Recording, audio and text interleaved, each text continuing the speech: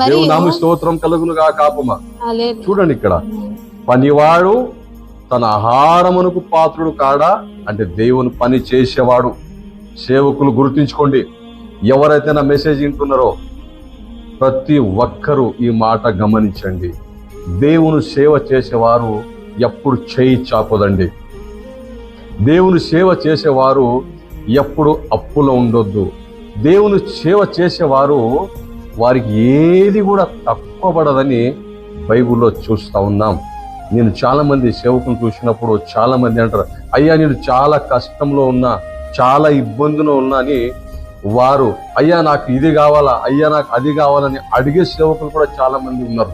చేతిన Bible పట్టుకొని నేను సేవ చేస్తున్నా అని గల్లి గల్లి తిరిగే వాళ్ళు కూడా చాలా మందిని చూస్తూ ఉంటాను. దయచేసి దేవునికి అవమానము, కొంతమంది వల్ల దేవుని నామానికి అవమానము కలుగుతుందని మనం బైబిల్లో చూసి ఉన్నాం. దేవుని సేవకుడు అనబడేవాడు ఎప్పుడు పైన ఉంటాడు చెయ్యి. ఆయన ఎప్పుడు కూడా చెయ్యి జాపే పరిస్థితి దేవుడు ఆయనకు తీసుకురాడు. చాలా మంది ఆ సేవ అని పేరు మీద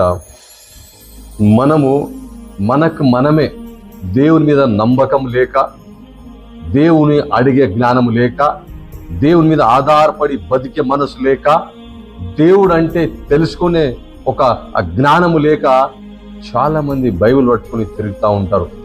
ఇంటింటికి తిరిగే వాళ్ళు కూడా ఉన్నారు. నాకు చాలా కష్టంలో ఉందండి, నాకు అది కావాలా ఇది కావాలా.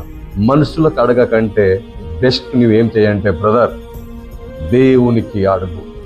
దేవుడు నీకు సేవలో పిలిపించినట్టున్నావు కాబట్టి దేవుడు సేవలో పిలిపించిన వారిని ఏది తక్కువ పడకుండా ఆయన చూసుకుంటాడు. చాలా మంది అంటారు, నాకు దేవుడు పిలిపించిండని. దేవుడు ఎవరిని పిలుస్తాడంటే దేవుడు పని చేసే వారిని పిలుస్తాడు.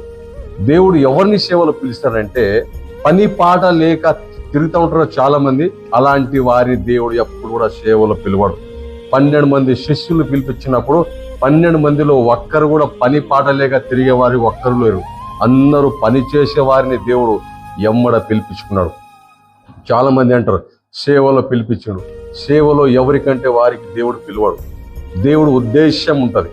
దేవుడు ఎవరిని పిలవాలో, ఎవరిని ఎలా యూజ్ చేసుకోవాలో అది దేవునికి బాగా తెలుసు. కానీ ఈ రోజులో ప్రతి ఒక్కరూ నేను సేవకుని బైబిల్ పట్టుకొని చాలా మంది దేవుని నామంతో బతికేవారు చాలా మంది ఉన్నారు. యేసు ప్రభు నామంలో బైబిల్ పట్టుకొని ఎంజాయ్ చేసేవారు చాలా మంది ఉన్నారు. ఇక్కడ చూడండి ఎంత క్లారిటీగా ఇక్కడ రాయబడ్డది. చదవమ కింద